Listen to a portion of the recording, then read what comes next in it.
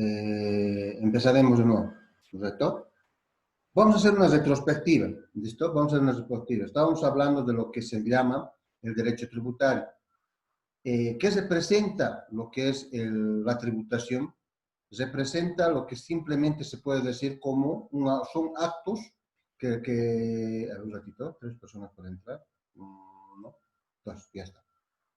Mi abuelo. Oh.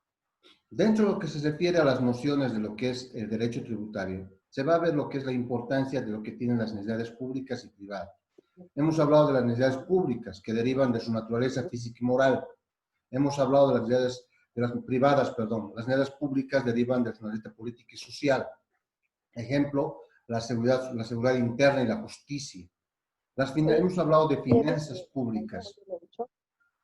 La teoría de las finanzas públicas habla básicamente de lo que es el establecimiento y recaudación de la administración y la inversión de los recursos públicos. Es decir, en qué invierten el Estado en los recursos públicos que recauda mediante los tributos, básicamente en educación, salud y la policía. ¿Correcto? El Estado debe satisfacer, el Estado dice que debe satisfacer ciertas necesidades de orden público. ¿Correcto? El orden público representa siempre o está enmarcado en lo que todos ustedes deben percibir como bolivianos. Dentro de esto está, por ejemplo, la salud. Dentro de esto está lo que se refiere a la salud, ¿correcto? La salud implica el factor más importante que tiene un país. Pero para dotarte de salud debe haber los medios. ¿Cuáles son esos medios? Los médicos, la administración y el bien material. Entonces, el Estado, en su poder de imperio, cobra cierta cantidad de dinero para darte eso, para darte esa comodidad de que haya médicos, administrativos y bienes materiales, infraestructura le va a llamar, ¿correcto?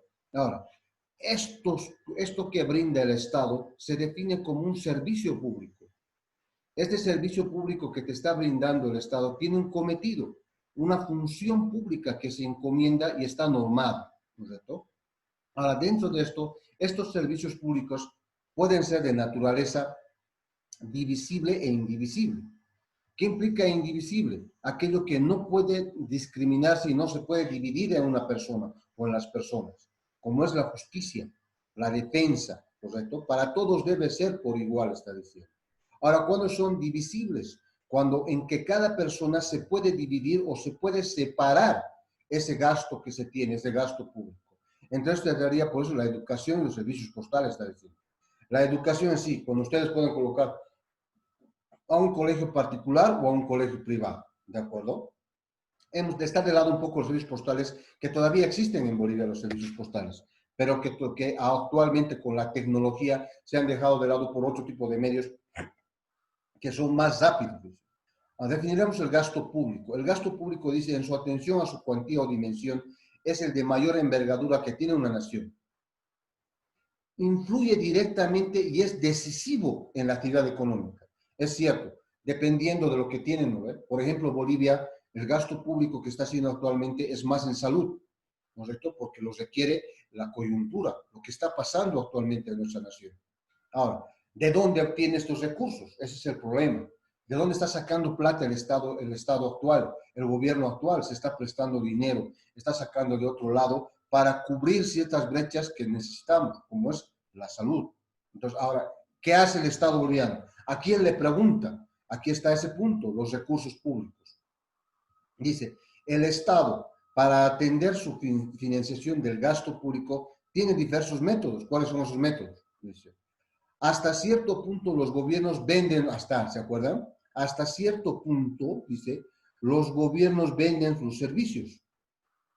Van a vender sus servicios y financian así su producción de la misma. Un ejemplo que les voy a dar es EMAPA. ¿Conocen EMAPA? EMAPA es como una tienda de abarrotes, ¿no ve? Donde te venden azúcar, leche y cualquier otra cosa que han visto, ¿no ve? Te está vendiendo a un precio más bajo. Entonces está financiando algo, ¿para qué? Para seguir sirviendo al público. Esa es la idea, ¿correcto? O para generar otro ejemplo que puedo dar los servicios públicos que te da. La alcaldía, los aranceles que te cobran son para financiar servicios públicos. De la misma manera que los hace la empresa privada o en el mercado, ¿se dan cuenta? De esa misma forma. También cuenta con ingresos por la venta de tierras o concesiones de derechos mineros. Este es interesante este ejemplo, señoritas. El derecho minero. Está hablando básicamente de las cooperativas. Hace concesiones para explotación de minerales. Ejemplo, Comibol, que antes no existía, ahora se ha reactivado lo que es Comibol. Son cooperativas mineras que están produciendo algún tipo de mineral. Por ejemplo, en Bolivia éramos un país enteramente minero, con el petróleo, antes, digamos, existía lo que es el estaño, otros tipos de minerales que actualmente ya se han dejado de lado. Hay otros tipos de minerales que están utilizando la tecnología, como el litio, el bismuto, el wolfram, ¿cómo se llama? Está bien, el litio es para lo que se utiliza en baterías, ¿correcto? De los celulares. Esas baterías están hechas de litio, entonces implica la tecnología misma ha crecido, donde las concesiones mineras son más requeridas por lo que tenemos aquí. Ahora se puede acudir al empleo, aquí está, esto es lo que me interesa bastante, señoritas, el empleo coercitivo de los diferentes tributos en sus diferentes formas, los impuestos que tenemos en Bolivia. Es decir, coercitivo, te va a decir, si tú vas a tener una empresa, tienes que pagar impuestos. Tienes que pagar impuestos. Tú creas tu empresa y vas a pagar coercitivamente, pero no te está obligando. Coerción, una coerción pasiva es. Es decir, abres tu empresa, vas a pagar IVA, IT y UE. ¿Correcto? Si no lo haces, va a haber multa. No es que te va a quitar algo, en realidad. Entonces, se puede acudir al empleo de su poder coercitivo, dice. Tributos en sus diferentes formas. Tal el caso de los impuestos, lo que vamos a analizar bastante. Los impuestos son los más importantes que tiene un país. Las tasas y las contribuciones especiales. Vamos a analizar. Los impuestos, vamos a ver lo que pagan las empresas. Tasas hay de todo tipo, como ustedes hace rato hablábamos, las tasas de lo que es de la terminal de buses, la tasa de aseo que les cobran a ustedes en su factura de la luz, el peaje que tú pagas cuando vas de una ciudad a otra ciudad, o de una carretera a una costera solo una vez al día. Son medios coercitivos que el Estado tiene para financiar y recaudar esos servicios públicos, que es el método más común de financiar el gasto público. Ajá, fíjense, este poder coercitivo que tiene el Estado a través de los tributos, de los impuestos, a través de los tributos, que está compuesto por los impuestos, las tasas y las contribuciones especiales, dice que es el método más común para financiar el gasto público. No se olviden, todo el dinero que recauda el Estado se llama gasto público.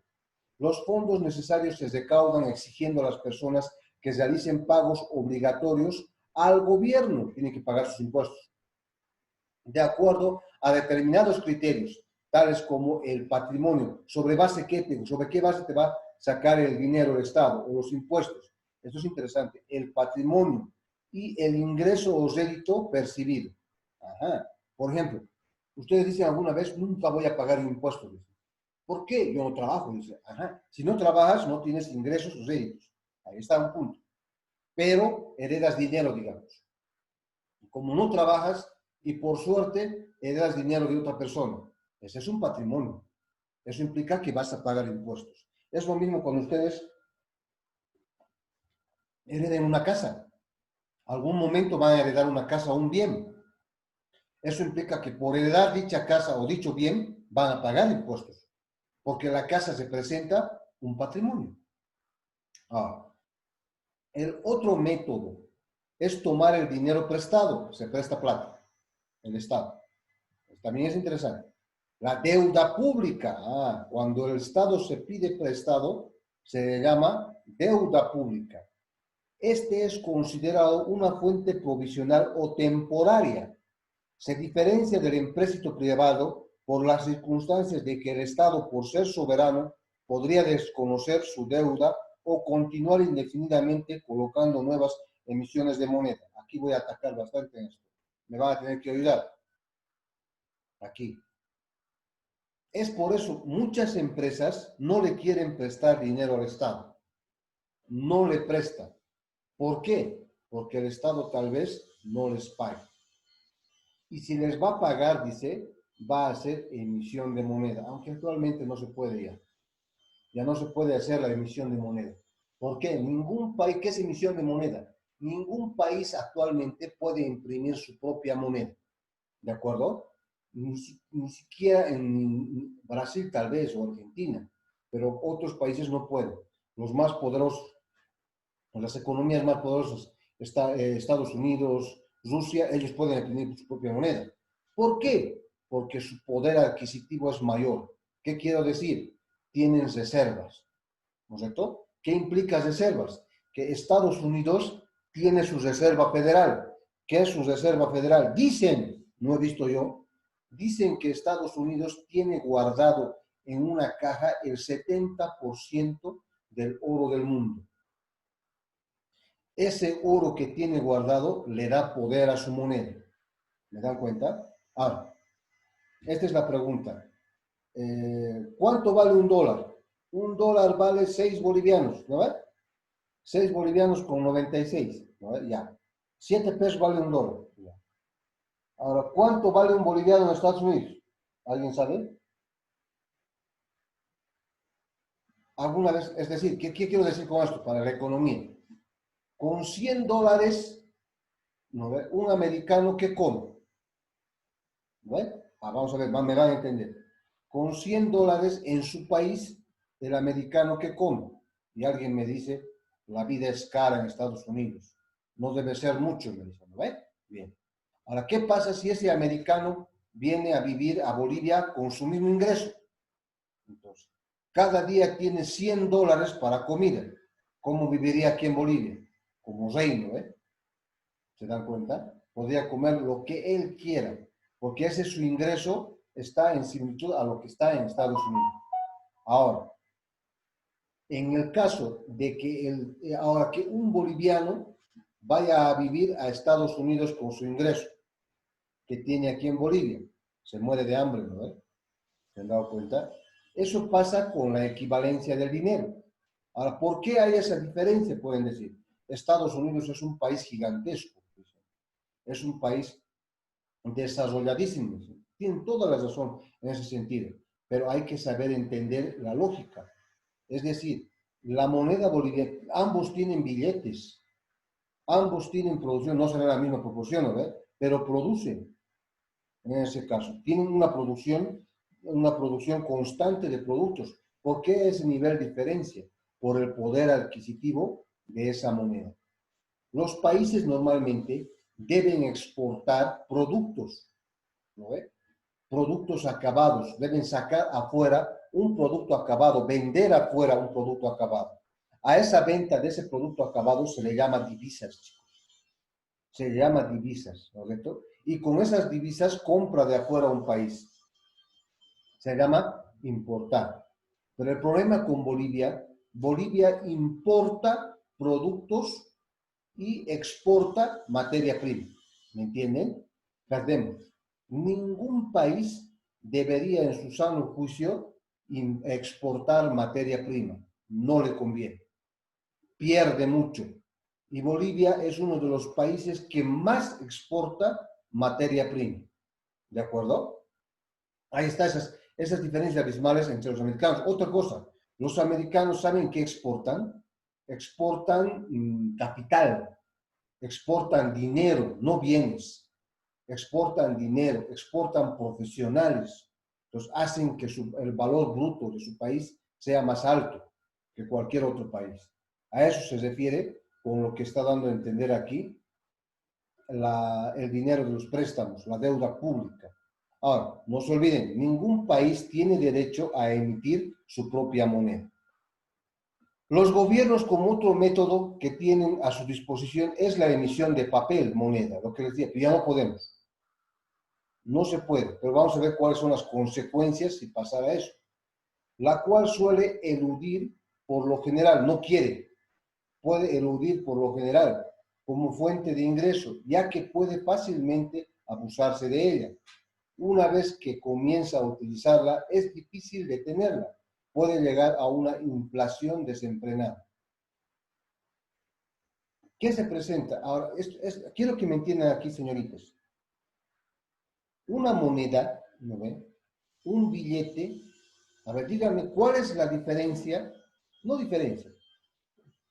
Ustedes tienen un boliviano, ¿no ve? Un pesito. Con un boliviano compran 2 panes. Con 10 bolivianos compran 20 panes, ¿no ve? ¿Cuál es el poder que tiene un boliviano y cuál es el poder que tiene 10 bolivianos? Esa es una pregunta clásica. ¿Qué le da poder a la moneda? Ahora, imagínense si ustedes tuvieran $10. Con $10 se presenta en bolivianos casi 80, ¿no ve? O 70 pesos. ¿Se dan cuenta? Pues equivale, su poder adquisitivo de la moneda americana es mucho mayor. Ahora, la moneda boliviana actualmente tiene valor, tiene bastante, con la economía que hemos creado, su poder adquisitivo es más grande. ¿Sabían que el peso boliviano tiene más valor que el peso chileno? Tiene mayor valor en el mercado internacional. ¿De acuerdo? Ahora, para que entiendan bien, ¿qué le da poder a una moneda? Normalmente es el circulante. Escúchenme. ¿Qué le da poder a una moneda? Ese poder se llama poder adquisitivo. ¿Dónde nace eso? Al circulante. También se le dice a la plusvalía. Me explico. El dinero, para que tenga valor, debe pasar de mano en mano. No se olviden de eso. Cuanto más pase de mano en mano el boliviano, mayor es su poder adquisitivo. Ejemplo, si con 1 kilo de harina el panadero hace 10 panes, ¿no ve? Y el kilo de harina le ha costado 10 bolivianos, cada pan va a vender a 2 pesos, ¿no ve? No creo que lo venda un boliviano, porque va a recuperar sus 10 nada más. ¿Se dan cuenta? Pues lo va a vender a 2 pesos. Entonces, por 1 kilo de harina que hace 10 panes, va a ganar 20 bolivianos. ¿Se dan cuenta? No estamos hablando de otros gastos menores, pero con 1 kilo hace 10 panes, ¿de acuerdo? Ahora, esos 10 panes dice, ¿a cuánto lo voy a vender? Mínimamente tengo que recuperar mi inversión, que sería el kilo de harina, ¿de acuerdo? Entonces lo tendría que vender a 1 peso. Recupera sus 10 bolivianos de la harina. Pero debo ganar, dice.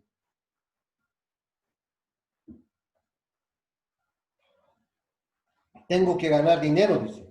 Por lo tanto, tiene que subir. Tiene que generar una utilidad. Entonces lo va a vender a 20 o a 2 pesos para que vendiendo el kilo de harina convertido en pan, gane 20 bolivianos. Eso se llama, ahora, esa moneda, ¿cómo ha crecido para el panadero?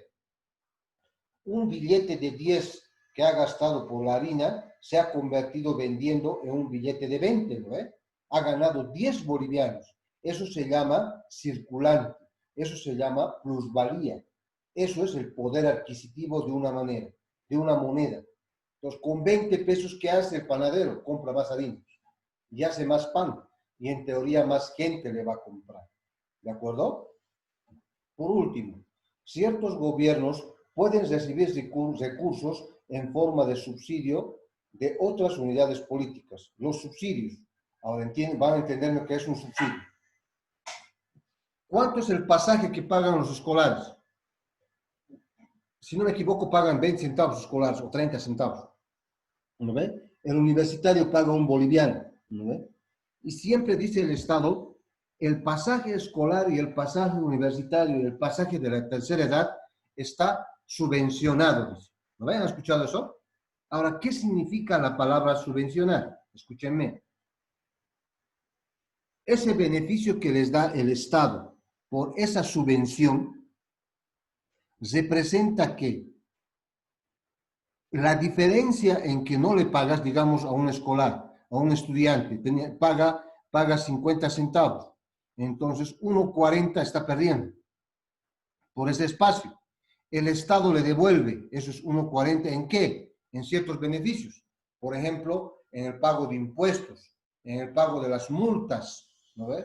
en la disminución del precio de la gasolina, en la disminución del precio de lo que se refiere a los carburantes y lubricantes. Eso se llama subvencionar. Otro que está subvencionado es la gasafa de gas. Su gasafa de gas está subvencionada porque su costo dice que debía ser mayor. ¿Quién paga la diferencia? El Estado. Ahora, por eso dice aquí, en muchas economías se subvencionan, se dan subsidios por otras unidades, te dan plata, te regalan dinero, pero eso no es correcto. ¿Sabían que hace, como, no es tanto ahora, cuando sabían, ¿se acuerdan cuando estaba de moda ir al extranjero, ir a España a ganar dinero? ¿No ve? O sea, que dice que ese dinero que ganabas en el extranjero lo mandabas aquí a Bolivia y entraban millones y millones de euros, entraban a una economía. Y dentro de esta economía, ¿para qué se utilizaba ese dinero? Era para gastar para gastos de comida, gastos de vivienda. Por lo tanto, era inflar una economía que no era real, porque si te dejaban de enviar, perdías, ¿correcto? Entonces, los subsidios siempre son malos, ¿no? No confundan con el subsidio de lactancia que recibe una mujer cuando tiene un bebé, es otra cosa. Vamos a analizar ahora qué es el derecho tributario. Ay, qué caramba. El derecho tributario. Vamos a ir analizando ahora en qué concepto o cómo se maneja este concepto. Una de las ramas jurídicas más importantes del derecho financiero es el derecho tributario. Ya sabemos qué es el tributo. Los tributos son los impuestos, las tasas y las contribuciones especiales. Ahora, que vamos a saber cómo cobrar, ¿me entienden? ¿Qué parte legal tengo que crear para cobrar estos impuestos? ¿Cómo debo trabajar para hacer estos cobros? ¿Se dan cuenta? Entonces, ¿qué dice? Vamos a analizar la jurisprudencia, es decir, vamos a analizar el derecho tributario, cómo da las pautas, las reglas para que las personas acepten que deben cumplir esos requisitos para pagar sus impuestos. Nos dice, una de las ramas jurídicas más importantes del derecho financiero es el derecho tributario, que es que más desarrollo doctrinal y jurídico ha merecido. ¿Correcto? Muy bien. El derecho financiero, dice, tiene por objeto el estudio de los aspectos jurídicos de los ingresos y egresos del Estado. Ah, ya. El derecho financiero estudia los ingresos y egresos del Estado. Entonces, el derecho financiero, este derecho financiero, dice que estudia los ingresos y egresos del Estado, ¿no? No se van a olvidar. ¿A través de quién? Del derecho tributario. O sea, su herramienta del derecho financiero es el derecho tributario, ¿de acuerdo? Analiza uno de los rubros más importantes de todos, que son los tributos. Fíjense qué interesante, qué bonito es. El derecho financiero, escúchenme, habla de los ingresos y egresos del Estado. Pero ¿quién le ayuda a hacer eso? El derecho tributario. ¿Y el derecho tributario de qué herramientas maneja? Los tributos. ¿Se han dado cuenta? Facilito. Ahora, ¿qué es el sistema tributario? El sistema tributario, dice, el sistema tributario, ¿no ven? Refleja de este modo los objetivos sociales, las aspiraciones económicas y el sistema político de un país. Es interesante esto. Dice, el sistema tributario, dice, los objetivos sociales,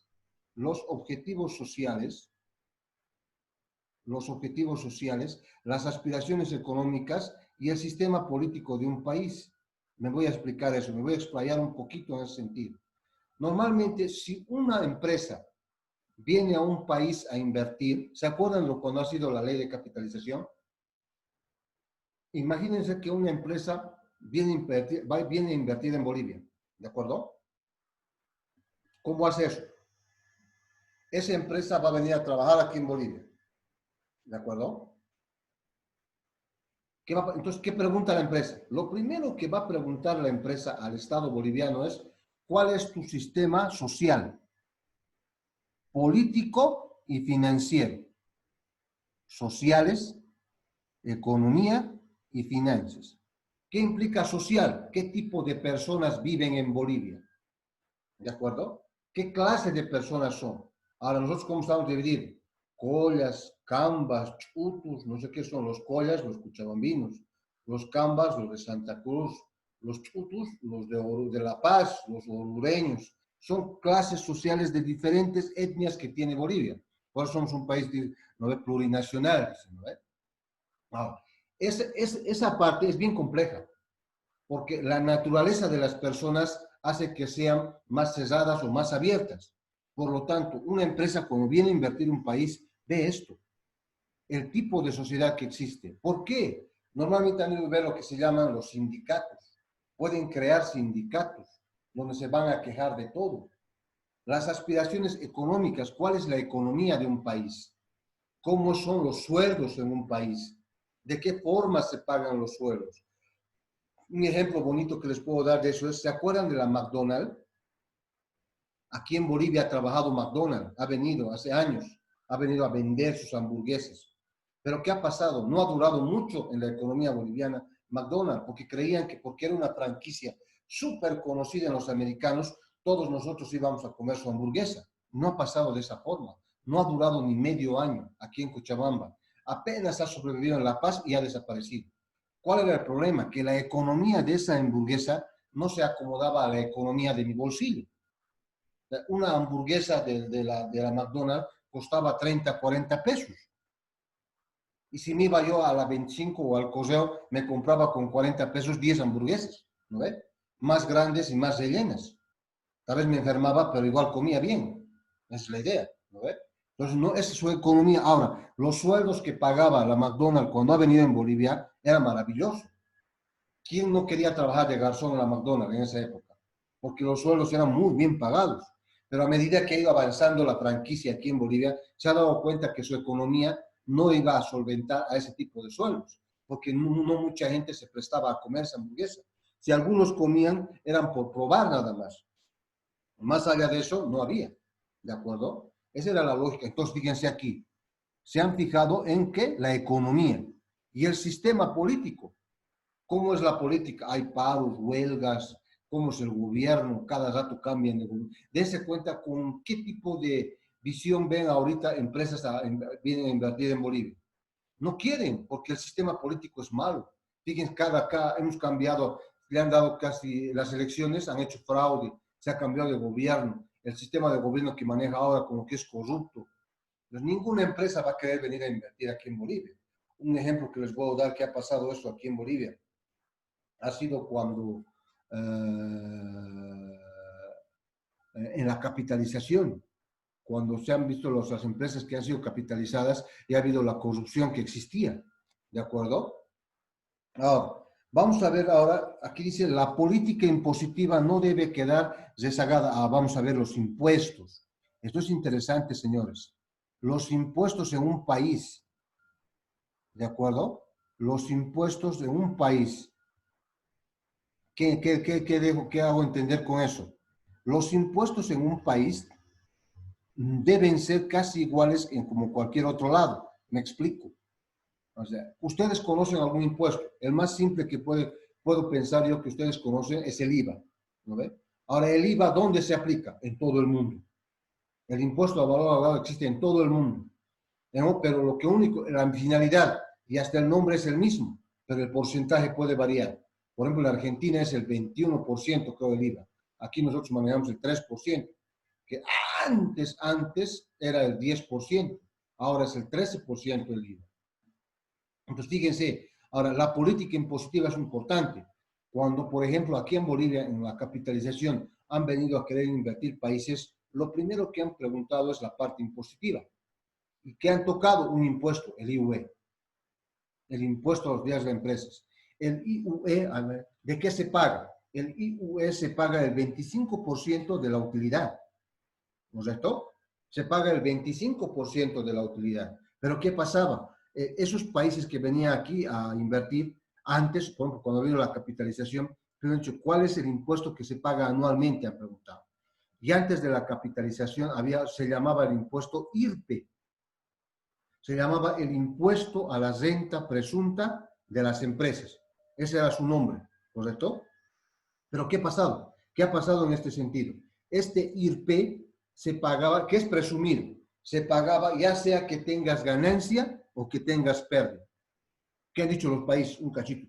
Si es así, yo no voy a invertir en su país. ¿Cómo pueden decir que si gano o pierdo, tengo que pagar y era el 3% en esa época? No nos conviene en esos países. Entonces, para capitalizar, ¿qué ha hecho el Estado? Ha cambiado el código tributario. Ya ha nacido la ley 843 y el texto ordenado la 1606. ¿Qué ha dado origen ahí? Al impuesto a la utilidad de las empresas. El IUE, que se presenta el 25%. Pero ¿cómo es? ¿Cómo es su tratamiento? Si una empresa de afuera viene a invertir aquí en Bolivia, ¿no ve? Lo primero que pregunta es qué impuesto que se paga en Bolivia. El IUE, le decimos. ¿Cuánto es el IUE? 25%. En mi país es lo mismo, decía. Entonces, no, se homologaba los impuestos. ¿Qué se presenta a homologar? O paga aquí o paga allá, ¿me entienden? No paga dos veces. Entonces, ¿qué hacían? Preferían pagar en su país, ¿no ve? O pagaban aquí el impuesto y se acababa. En su país de origen ya no pagaban. O pagaban en su país de origen y ya no pagaban aquí. Eso se llama homologación de los impuestos, ¿de acuerdo? O como en Cacho conocemos, no hay doble consecuencia, le dicen, ¿correcto? La administración tributaria tiene que buscar la redistribución de las riquezas, dice, para ingresar en inversiones y adecuarla a evitar que la clase capitalista derive sus ingresos. Es en inversiones en el extranjero. Para ello es necesario adoptar una política impositiva en las economías en desarrollo que, además de confrontar necesidades de descentralización del poder político, porque a medida que un país se industrializa y avanza en un orden económico, las cuestiones económicas administrativas se hacen complejas y no aceptan el centralismo secante. Es decir, el que tiene más debe pagar más, el que tiene menos debe pagar menos. Un ejemplo actualmente es el RC-IVA. El RC-IVA es el régimen complementario al IVA, que todas aquellas personas que trabajan en relación de dependencia a una empresa deben pagar. ¿De acuerdo? Tienen que pagar el RC-IVA. ¿Cuánto es el RC-IVA? El 13%. Pero dice, ¿qué personas van a pagar el RC-IVA? Aquellas personas que ganen arriba de 8.000 bolivianos, o sea, 4 mínimos nacionales, van a pagar el RC-IVA. Pero aquellas que ganen menos de 4 mínimos nacionales no pagan el RC-IVA. ¿Qué se presenta eso? La redistribución de la riqueza. Aquellos que tienen más dinero deben pagar impuestos. Aquellos que tienen menos dinero no van a pagar impuestos. ¿De acuerdo? Esa es la lógica que se maneja. Vamos a ver cuáles son los conceptos. Vamos a manejar un hito nomás. ¿Cuál es el concepto del derecho tributario? Dice, el derecho tributario, dice, es un conjunto es un capítulo del derecho financiero. Hemos visto aquí, ¿no ve? ¿Se acuerdan esto? Derecho financiero habla de los ingresos y egresos de un país. ¿A través de quién? Del derecho tributario. Y el derecho tributario, ¿a quién usa de herramienta? A los tributos. Entonces, si conceptualizamos el derecho tributario, dice, es un capítulo del derecho financiero que tiene por objeto el estudio del aspecto financiero y jurídico. Fíjese, leyes. No solo te cobra impuestos el fisco o impuestos nacionales, también aplica justicia. Utiliza lo que es el aspecto jurídico, ¿correcto? De la vinculación tributaria entre el Estado y el contribuyente. ¿Con quién trabaja el Estado? Con el contribuyente, que somos nosotros. A las personas que trabajan se las define como contribuyentes, ¿correcto? Cuando yo saco mi NIP, el Estado me dice, usted es contribuyente, y yo soy el Estado. Vamos a tener una vinculación tributaria, que vamos a trabajar nuestro aspecto financiero y jurídico. ¿Qué implica eso? Los derechos y obligaciones que tiene el Estado conmigo, los derechos y obligaciones que tengo yo con el Estado. ¿De acuerdo? Entonces, esa es la definición más concreta que se tiene como derecho tributario. Es el capítulo del derecho financiero, dice, que tiene por objeto el estudio de los aspectos financieros jurídicos de la vinculación tributaria entre el Estado y el contribuyente. Ahora, pasando a esto, vamos a ver otro concepto, este concepto del Código Tributario Boliviano, que me interesa bastante. El Código Tributario Boliviano, ¿qué dice que es el derecho tributario? Dice, señala que tributos son las prestaciones en dinero que el Estado, en el ejercicio de su poder de imperio, exige con el objeto de obtener recursos para el cumplimiento de sus fines. fíjense, ¿cuáles son sus fines del Estado? El gasto público. ¿No ve? Ahora, aquí es bonito este concepto, dice, el tributo, dice, son las prestaciones, es el dinero que te cobran, prestaciones en dinero que el Estado, en el ejercicio de su poder de imperio, exige con el objeto de obtener recursos para el cumplimiento de sus fines. Para realizar su actividad, el Estado te está pidiendo dinero, ¿no es cierto? Pero ¿cuándo te pide dinero? Cuando tú trabajas. Cuando tú eres una persona, cuando tú eres un contribuyente, como lo dice aquí, eres un contribuyente y existe la vinculación con el Estado, que es una vinculación financiera y jurídica. ¿De acuerdo, señores? Bien, sé que les he cansado. Es un poquito a veces aburrido. Espero que les haya gustado un poquito, interesado lo que es la parte tributaria, porque lo mejor es la parte tributaria que existe en nuestra formación contable. Bien, señores, el siguiente criterio, se nos está acabando ya el tiempo del segundo módulo. Activen sus audios, por favor. Quiero algún conceptito, por favor, si fueran tan amables. Estamos entrando ya, el día, ¿qué día es hoy? Hoy es jueves, ¿no ve? El día martes vamos a acabar el tema. Una vez acabado el tema, por favor, tengo 7 personas. Yo soy bien, como les digo, memorizo los nombres, ya tengo 7 aquí. Por ejemplo, aquí está la señorita Daniela, Nelsi, Valeria, Danitza, Janine y Giovanela. Son puras señoritas, no tengo ningún varón aquí. No, profe, y Adriana también, porque vivimos juntas con Adriana García Mesa también, porque vivo junto con Valeria. Ya, viven las dos juntas. Qué bien, me alegro. Sí. Entonces somos Es 8. madre. Somos 8. Muy bien. Bien, gracias por la aclaración. En ese caso, por favor, tengo 8 alumnos aquí que estamos presentes. El día martes concluye el tema y vamos a dar examen. ¿Correcto? Ahora, ¿cómo va a ser el examen? Yo ya les voy a avisar en qué. Por cada tema avanzado voy a dar una evaluación. ¿Correcto? No nos perderemos, por favor. Siempre estén conectados los 8 que estamos ahora. La evaluación va a ser de verdadero y falso. ¿Sí? Lo van a dar pues, posiblemente en vivo. ¿Correcto? Voy a ver el examen que les voy a dar. No va a hacer muchas preguntas. Normalmente hago 15 preguntas, pero por la forma que estamos trabajando, no va a llegar a más de 5 o 6 preguntas. Sí, pero por favor no me falten en las clases. Les agradezco, ¿listo? Ahorita voy a subir el texto y el video de la clase. ¿Estamos de acuerdo, señoritas? Sí, Lucas. Muy bien. Muy bien, entonces, por favor, los 8 que estamos ahora nos estaríamos viendo el día martes, ¿sí? A la misma hora, a las 4 de la tarde, es nuestra clase, ¿no ve? Sí, Lucas. 4. Muy bien, el día martes, por favor, entonces, 4 en punto en nuestra clase. Les agradezco, tengan un buen fin de semana, nos vemos el día martes. Y por favor, vuelvan a ver el video para alguna aclaración, ¿sí? Y también les voy a pedir, cuando concluya el tema, les voy a pedir un cuestionario de 10 preguntas, pero concluiremos primero el tema. ¿Listo? Una vez concluido el tema, les voy a pedir un cuestionario. Y ese cuestionario me lo van a subir al grupo en forma de PDF. ¿Sí?